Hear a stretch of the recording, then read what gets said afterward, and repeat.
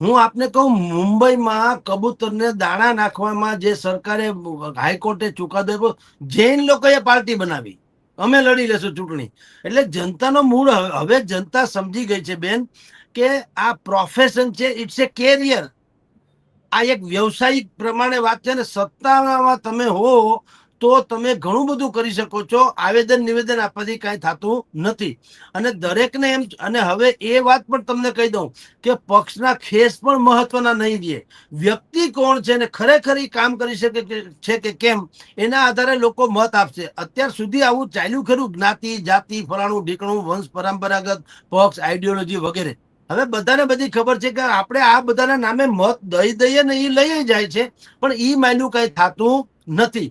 તો શું કામ આપણે આપણી જાતના જ કોઈ સારા માણસોને, આપણા જ ગામના, શહેરના, તાલુકાના એ લોકોને શું કામ ઉભા ન રાખીએ? એમાં ક્યાં ફરક પડતા હોય કે એની પાસે કયો કોઈ ખેસ છે કે કેમ, અપક્ષ કેમ નથી?